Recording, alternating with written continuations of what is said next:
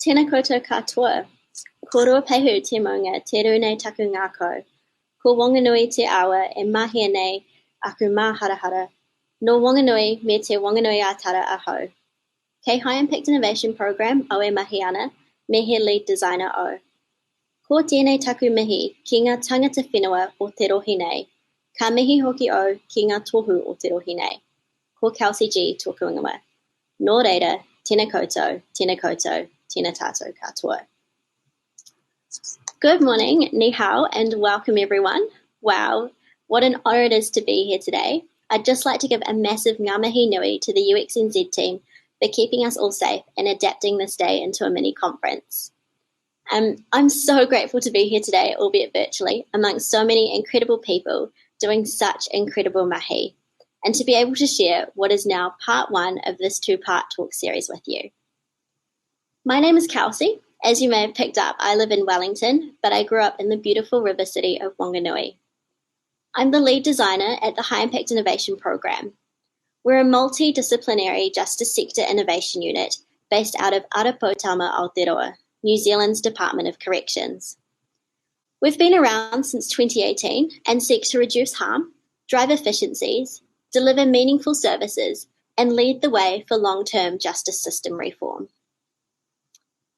I'm here today because I'm really passionate about how we as designers have the power to help create a fairer and more just society by using our creative thinking and our creative skills for social innovation and social good. I believe that our superpower lies in the ability to redesign society. We have the power to redesign a fairer and more just Aotearoa, one of equal opportunities and safe, seamless, and healing public services.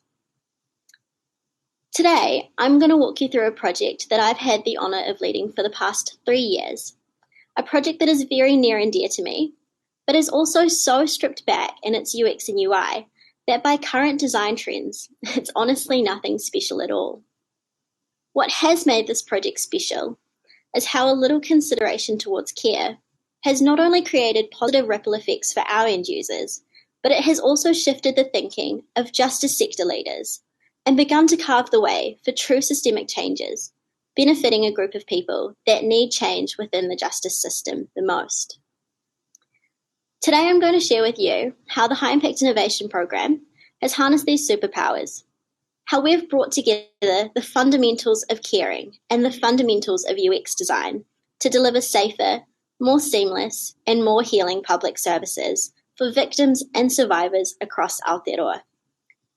Today I'm going to show you how we as designers can indeed create a fairer and more just society for us all. Before I properly kick off, I just want to ensure that I'm creating a safe space throughout this talk, as I am going to be discussing some very real, raw, and emotional topics and experiences. Safety in this space is paramount to me, and I recognise that some things may be hard to hear or quite upsetting. So please, if at any time you feel unsafe, feel free to step out and take a break. The kind and helpful UXNZ staff are also on hand for anyone that feels they need support. If you feel unsafe in any way after my talk, please don't hesitate to reach out to myself or Sarah Paxton, the awesome UXNZ manager. Myself, along with the High Impact Innovation Program and UX New Zealand, are more than happy to help find the right support for you. So, over the past 3 years, a spotlight has been illuminating the crevices of New Zealand's criminal justice sector. In March of 2018, the Department of Corrections hit peak capacity with a whopping 10,480 people in our prisons. This not only earned us second place in the developed world for the highest rate of incarceration, but it also triggered a nationwide criminal justice summit, which heard prominent call-outs from our communities across the country for reform and change. This crisis highlighted just how much our system was causing more harm than healing, not only for offenders, but for whānau, rangatahi, tamariki, staff, and offenders and survivors too. Victims and survivors too. Goodness. For victims and survivors, we heartbreakingly heard that many parts of our processes are physically and emotionally unsafe.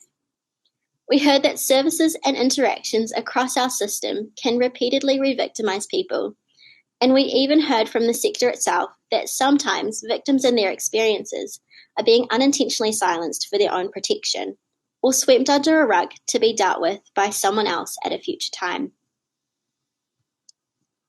One service that currently exists for victims and survivors is the Victim Notification Register, the VNR.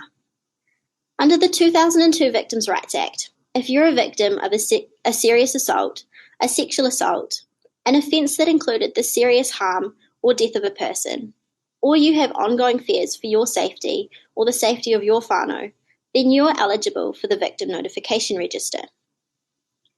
This means that while the offender is in the care of the Department of Corrections, you are able to receive notification letters that inform you of changes in your offender's circumstances. These could relate to events such as parole hearing dates and outcomes, any temporary releases from prison, upcoming release dates, and any non-compliance issues. Now, not long after our National Justice Summit, the High Impact Innovation Program began exploring work to reduce harm for victims. We already knew of several business issues arising with the VNR. We knew that letters were still being laboriously printed out, folded up, and put into an envelope, then being physically posted to an address listed in our system.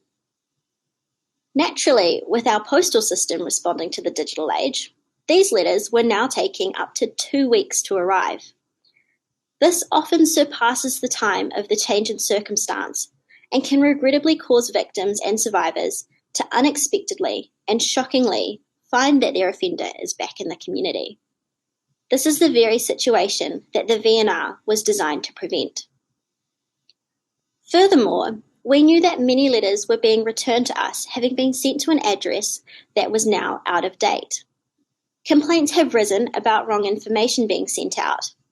And finally, we also knew that since its inception in 2002, the VNR processes had only ever seen slight alterations, and there had never been evaluation or engagement with victims and survivors to see if the service actually worked for them. So in 2019, I had the immense honour of listening to victims across the country as they shared with us their experiences of being on the VNR. The insights our team brought back were both a goldmine and a ticking time bomb. We found that the experience of the VNR was only a mere microcosm of what victims and survivors could experience day to day. We heard about how our letters are like a bomb going off, arriving at the wrong time, on the wrong day, and upending things that had finally found some peace. We heard about the lack of knowledge, empathy, and compassion around victims and their experience, and how this was causing stressful, misleading, and cold interactions with services such as the VNR. And we heard that people felt even more discarded by the system with its lack of accessible language, lack of access to relevant information, and lack of sufficient support. We heard about the anxiety that both receiving and not receiving the letters was causing. We heard about how not knowing what was going to come and when didn't give whānau the time to prepare themselves, and not only that, but people were fearful of the information in the letters getting into the wrong hands, which we discovered meant not only just the offender, but actually anybody in the general public. We heard about families who chose to physically move houses multiple times, going as far as dispersing themselves across New Zealand and Australia, all for less of a chance of being found. We heard that Corrections was the last organisation that people wanted to call to inform of this change. And heartbreakingly, we heard that when they finally built up the courage to call us and inform us of their move, our system re-victimised them countless times by sending them down a phone tree, making them repeat their story to each new staff member they spoke with, all to get them to the right person to simply change their contact details. And finally, we learned about how our sector's unintentional silencing of victims and survivors for their own protection was causing much more harm than healing, leaving victims and survivors feeling as if they had to continuously fight with a system that they did not ask to be in. So I'm extremely humbled to have spent some time with some incredible, resilient, and forgiving people across our country, and even more humbled that they've put their trust in our team to ensure that their voices and experiences have been heard and brought forward. That's why today I'm very proud to introduce you to Veena, the Victim Notification App. It's a victim and whānau-centred service which provides accurate, secure, timely, and understandable information at the desire of the end user. Veena was designed and built in collaboration with our amazing friends at DNA. It's essentially a digitization of our current VNR system with a timely reworking of the experience and support that this service should be providing.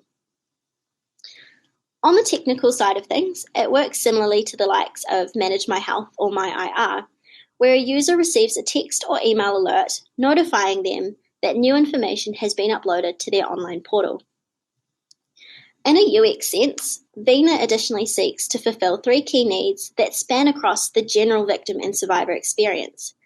These are, give me control over my interactions, give me access to relevant information, and show me empathy and compassion. As I mentioned in my introduction, and as you can see here, Veena is very stripped back in its UX and UI. This is first and foremost to create a simple, straightforward, and calm experience for users, understanding that even the simplest of tasks can feel like an uphill battle when you're already emotionally spent. You can also see that we have some very standard features, such as a more information section, a place to update your account details and settings, and a contact us page. As you've heard, victims and survivors told us that they experience a lack of accessible and relevant information and support. They told us about the anxiety they had around not knowing what letters might come and when. So, we've utilised our more information section to break down all of the notifications that could arrive and when they could expect them based on their offender's sentence type. In plain English and in language that is victim-centric, this section provides information about what each notification means for victims and survivors, what actions they might be able to take, and where they could go for support if they felt they needed it. Today you've also heard about the reality of how frequently victims and survivors change their contact details, how difficult it is to inform the Department of Corrections of this change, and subsequently about how many letters are returned to us due to out-of-date contact information. You've also heard about how victims had no control over their experience of the letters arriving and how they are often thrown back to square one without sufficient support when those letters do arrive. So, in digitising the VNR, we've enabled a space that allows victims and survivors to take control back over their experience of receiving the notification letters. Simple and standard features, such as a place to update your contact information and adjust how you use this account, have become game-changing within the victim experience and are in fact now reducing harm. Victims can update their contact information directly without having to repeat their story down a phone tree. They can choose how they are alerted based on when, where, and how it suits them to engage with notifications. And they can also block alerts and notifications from coming through on dates that are important to them. This now allows them peace of mind that days like Grandma's birthday aren't ruined by a letter arriving out of the blue. One of my favourite features of Veena is actually a new and additional feature that we've popped into the account settings. And this down here is the ability to add support people into your Veena. So this is the ability to alert support people at the same time that you're alerted. For victims and survivors, this simple feature takes away the extra stress and emotional effort caused when having to sum up the courage to reach out to your support networks each time a letter arrives. By enabling this feature, it means that your support people are already in the know, and now they're able to reach out to you to check in and timely provide any support that you might need. Finally, today you've heard about how our system unintentionally silences victims and survivors for their own protection. In the More Information section, we've given victims and survivors knowledge about where and how they can engage with judicial processes. But let's further empower and enable them to easily access and easily and positively engage and reclaim their voice by providing them with a place where they can directly contact us with any questions, concerns, or submissions they might have. So Veena went live in August this year, and although we've had a very controlled release to the public, we've already heard things like, "I wish I'd had all of this information when I started receiving letters." Thank you for not asking why we don't want to receive letters on certain dates. And it's so easy to use, and I know and trust that everything is securely in one place. Through design, empathy, and simply caring, Veena is bringing clarity, support, and aroha to a world that is often full of chaos, frustration, and emotional turmoil for its end users. For staff in the Department of Corrections, Veena is already improving the timeliness and accuracy of information being sent out. And as uptake of the Veena system grows, we know that eventually staff capacity will be freed up, allowing us to spend more time placing focus and care into the human interactions that victims and survivors have when engaging with other parts of the justice system. For us in the design industry, developing solutions from an empathetic base like this is nothing new. Sadly, as I've shown you today, across the justice sector, victims and survivors have been labelled the too hard basket and written off as someone else's responsibility for far too long. Veena has challenged that status quo and shown the justice sector that design can successfully bring a new and safe way of thinking to working with vulnerable people. However, it hasn't been empathy alone that has helped us to shift this thinking. We've challenged ourselves across this project to push the boundaries on the fundamentals of UX. We've continuously asked ourselves this question: how might we not only make this product work for our end users, but actually, how might we ensure that we enable this product to wrap our end users in care? Through empathy, we've been able to understand what it is that victims and survivors have deeply needed from this service and from services across the sector as a whole.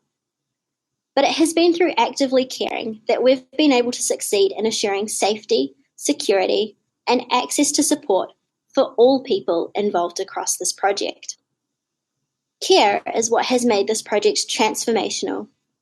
Our team from the get-go have embedded and embodied care and worked in a way that shows anyone interacting with us and the project what a caring, compassionate, and empowering experience could be like for people engaging with any justice sector services. Care is the reason why we've been truly successful in reshaping the VNR service for victims and survivors with victims and survivors.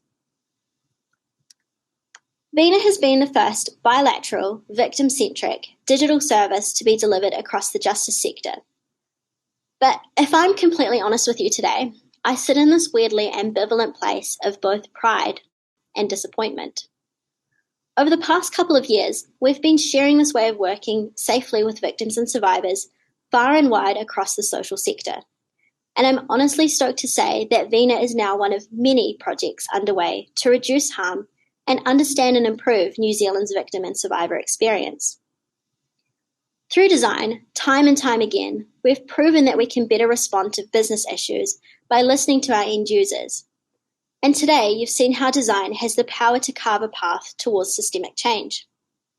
You've seen that the processes and methodologies we've used are actually nothing new to you, and our solution was by no means aesthetically or technically groundbreaking. I'm incredibly proud of what we at HIP have achieved and I'm exhilarated that design is leading the way for reshaping victim services to come. But as a public servant, it deeply disheartens me that it's 2021 and our system is still emitting harm. So today, I want to leave you with both a message and a challenge. Now that you've seen how we have the power to redesign a fairer and more just society, I challenge you to ask yourselves, no matter what kind of mahi you're doing, how might you go beyond solutions that work for your end users? And how might you ensure that your solutions are wrapping your end users in care? Ngā mihi nui. Thank you very much.